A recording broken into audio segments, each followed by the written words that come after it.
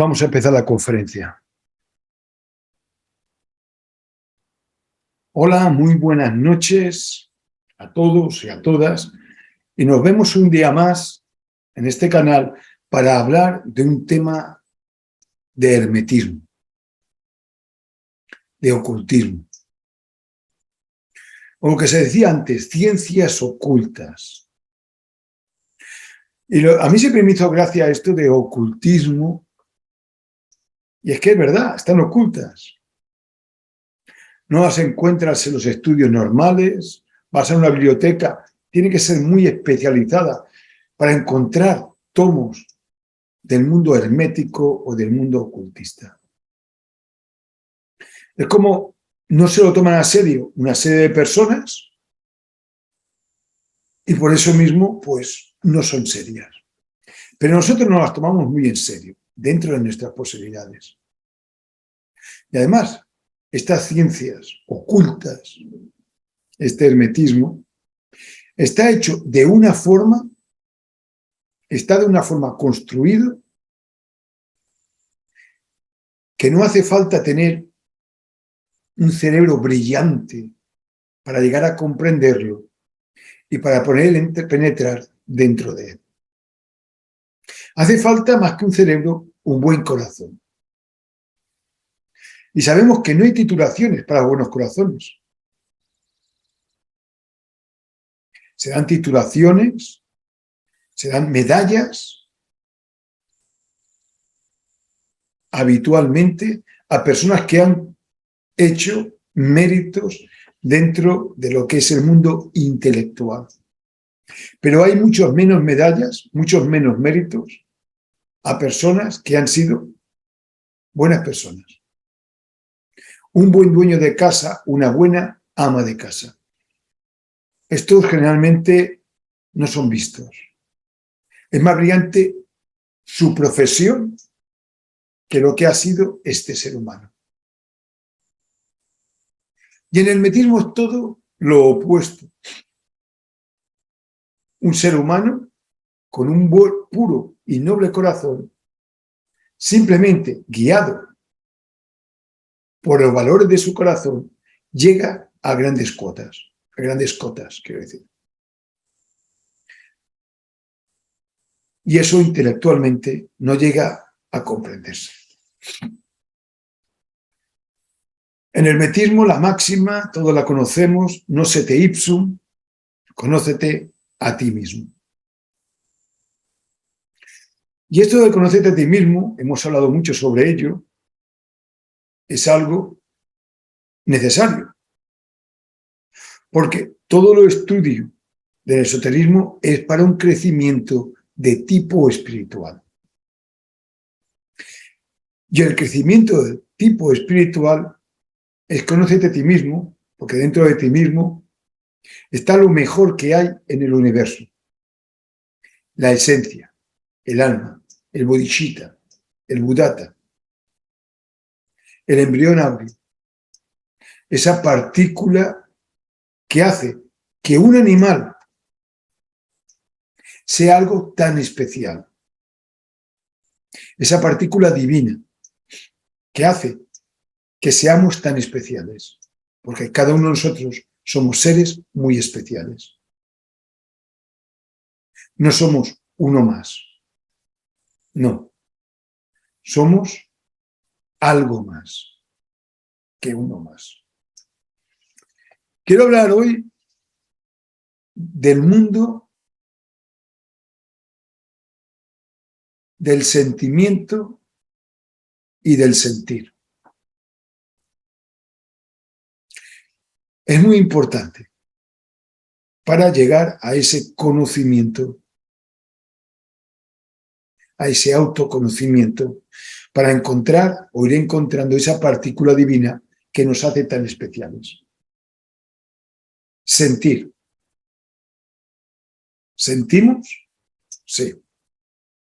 Somos animales que sentimos. Somos seres que sentimos. Pero no es lo mismo sentir que tener sentimientos. El sentir está relacionado con la conciencia. con la relación que tenemos hacia el mundo exterior. Hablemos del sentir. Nos relacionamos con el mundo exterior a través de los 5 sentidos. A ver si me acuerdo. Vista, olfato, gusto, oído y tacto. Estos son los 5 sentidos corporales. Pero no solo tenemos 5 sentidos corporales, tenemos sentidos que se asocian a la personalidad. ¿Por qué digo que se asocian a la personalidad? Porque son sentidos que se asocian al tiempo, a la edad, a la madurez.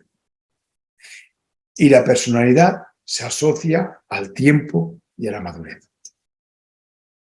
A medida que nos vamos haciendo mayores, a medida que se robustece nuestra personalidad, aparecen otros sentidos que no son los sentidos únicamente corporales. Por ejemplo, el sentido de la responsabilidad. Quizá tarda este más en aparecer, ¿no? Los padres dirán, a mi hijo cuando le va a aparecer este sentido. Pero llega un momento que aparece, habitualmente, el sentido de la responsabilidad, el sentido de la paternidad y de la maternidad.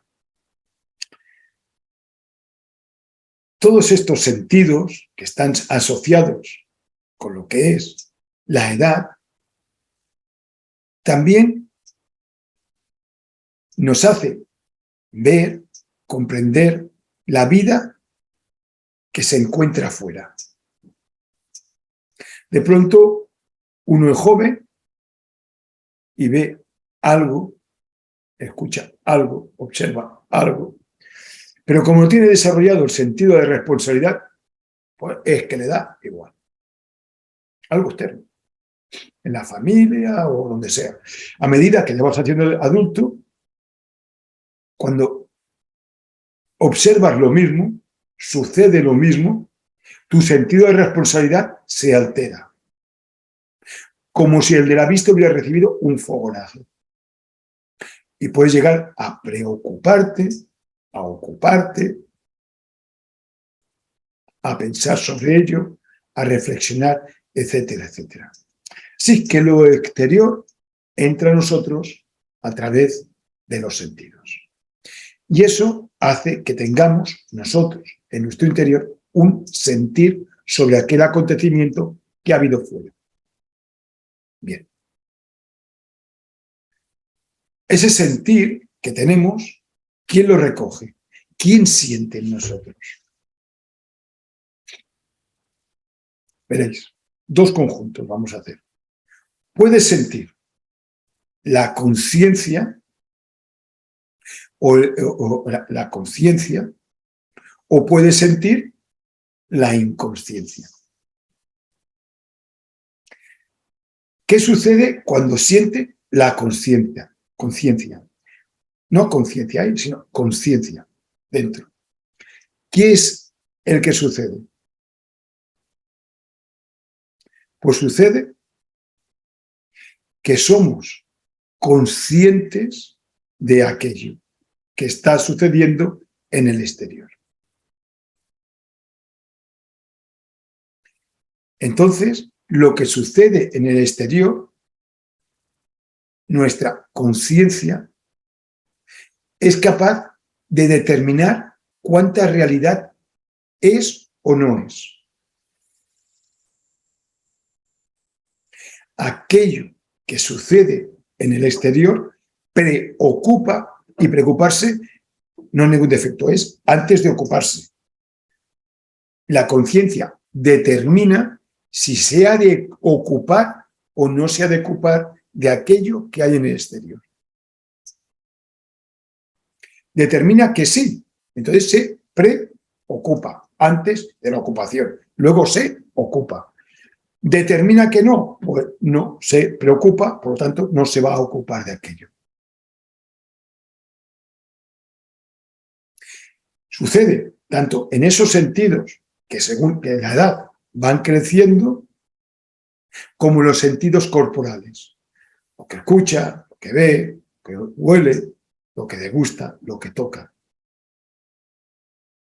Tiene que preocuparse o simplemente lo deja pasar. Esto lo determinamos de una forma consciente sobre el mundo exterior. ¿Qué sucede si en vez detrás de ese sentir y está la conciencia, se encuentra la inconsciencia? Bueno, ahí sí que es lo que suceda. Según qué parte de la inconsciencia se encuentre manifestándose en tu sentido, lo va a determinar hacia un lugar o hacia otro. Va a ver a aquello de una forma o de otra, según nuestro estado, según el agente inconsciente que se encuentre en nuestro interior. Podría ser más explícito, pero es que no quiero serlo. Yo creo que todos podemos poner ejemplos sobre ello. Este es el sentir. Siento esto sobre aquello. Ahora viene el sentimiento. Los sentimientos se relacionan con estados emocionales. Hay estados emocionales superlativos, que es lo que se denomina grandes emociones. Y hay estados emocionales que de superlativos y de grandes emociones tienen muy poco. Y también los sentimientos se pueden ser divididos en dos grandes categorías. A uno le denominaríamos el falso sentimiento del ego.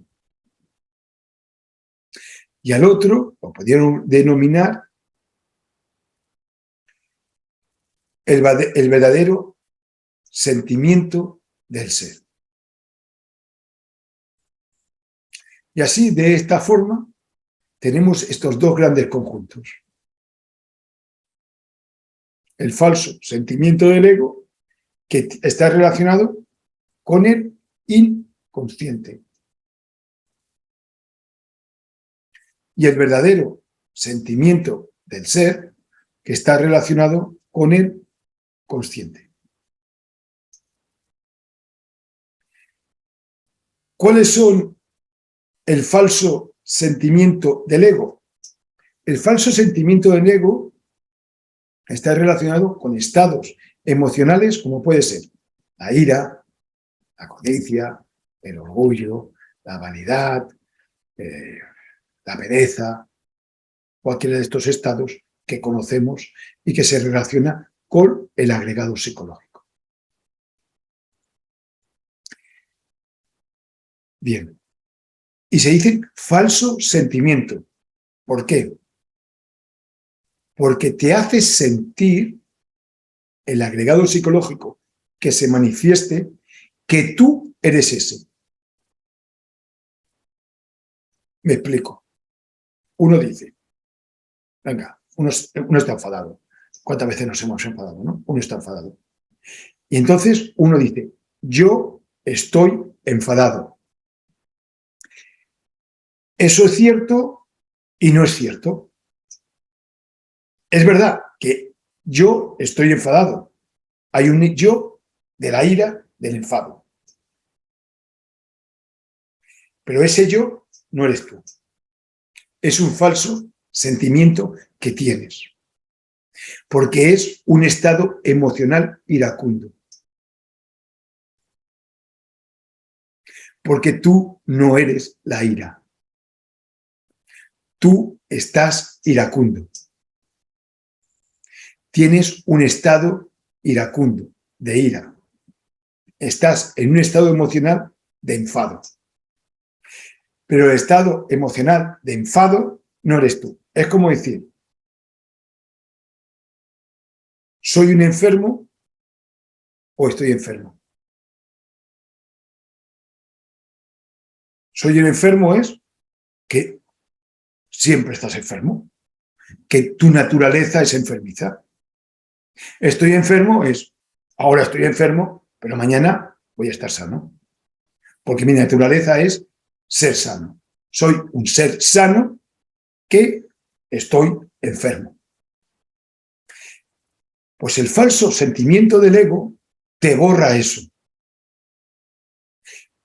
Y tú crees en ese momento que tú eres, y es verdad, yo estoy enfadado. No eres consciente que es un estado emocional, que es un sentimiento y que es falso, porque te está desplazando a ti y se queda él realmente contigo. Es lo principal de tu espacio psicológico. Estoy celoso. Tengo un ataque de celos. Aunque racionalmente pienses en un momento, esto es un falso sentimiento y te lo quieras sacudir, tú ves que aquello no se va. Porque no eres consciente de ello. Y hasta que no se ha calmado, hasta que no se ha alimentado, hasta que no ha cogido todo ese espacio y no ha pasado el tiempo suficiente, no puedes salirte de ese estado psicológico, de ese nivel emocional, de ese falso sentimiento del ego.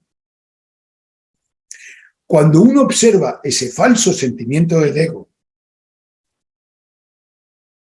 y está harto, cansado de que ese falso sentimiento se manifieste en tantas ocasiones durante un día y que lleve tanto tiempo manifestándose y que es falso, porque ese no soy yo, ese es el yo de la ira, o de los celos, o de la amargura, o de la no sé qué, pero ese no soy yo.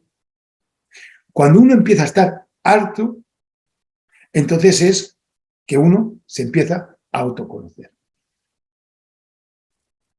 Entonces te diriges tu atención hacia una parte que es mucho mejor, hacia el verdadero sentimiento del ser.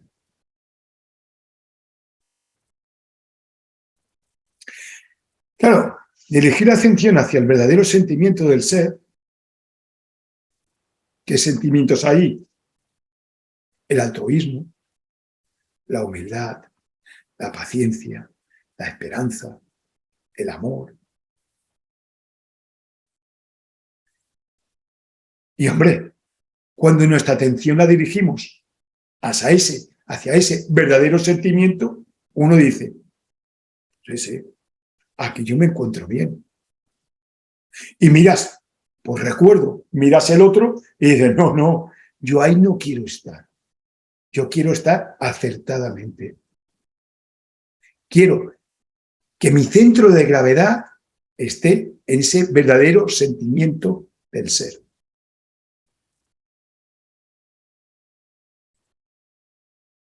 Entonces, cuando viene el falso sentimiento del ego, que viene muy a menudo, y se coloca en nosotros y no nos lo podemos quitar de ninguna manera, ni sacudiéndonos, uno dice, momento, a ver, yo sé que eres una emoción, sé que eres falso y sé que luchar contra ti, pues, tiene mucha fuerza, pero es que voy a llamar a otros, al verdadero sentimiento del ser. Y entonces evocas al altruismo, al amor, a la contraparte, a lo contrario del falso sentimiento del ego. Y si no sabes cuál es el contrario, igual, evocas a cualquier virtud. Y sucede algo muy extraño y maravilloso. Vienen, te hace caso y vienen esas virtudes. Sí, vienen. Y como hay una ley física que dice que dos objetos no pueden ocupar el mismo espacio-tiempo, pues adivinar cuál es la que se va. El falso sentimiento del ego marcha, se va. Y el verdadero sentimiento del ser se queda. Y nuestra vida empieza a cambiar. Empezamos a tener, a manejar nuestros sentimientos. Y verás, gobernar el pensamiento es difícil. La energía es difícil. Pero las emociones, los sentimientos, tener la capacidad de poder desechar según qué sentimientos tenemos en nuestro interior, poder evocar a según qué fuerzas propias y que según qué sentimientos se vaya, es como una de las cosas mejores que te puede pasar en una existencia. Entonces la gente te dice, tú no te enfadas. Claro, claro que me enfado. Hombre, ¿cómo no voy a enfadarme? Claro, la ira la tengo. ¿Cómo la voy a tener? Ya me la quitaré. Pero por ahora la tengo, ¿no? Claro que la tengo. Lo que pasa es que yo sé evocar a los otros, a las virtudes. Y no voy a hacer que un falso sentimiento gobierne mi vida. Quiero que mi vida sea auténtica. Por eso, el verdadero sentimiento del ser se llama, también en ocasiones, el auténtico sentimiento del ser. Porque convertimos nuestra vida en algo auténtico. Quizás no es verdadero del todo o real porque todavía no tenemos ese grado de consciencia. Quizás no lo tenemos todavía. Pero va a ser nuestra vida auténtica.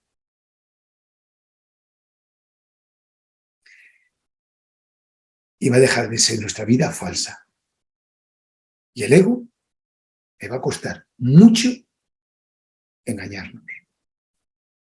Nos le va a costar mucho falsear la realidad. Le va a costar mucho convencernos de que lo mejor es estar enfadado o tener no sé qué, ser egoísta. Le va a costar mucho, porque habremos captado, vivido, degustado, olido, visto, oído, lo que es realmente el verdadero o el auténtico sentimiento del ser. Y eso es inolvidable y es imborrable. Y es uno de nuestros máximos tesoros que tenemos. Pues muchas gracias por vuestra atención y nos vemos en otra ocasión. Adiós.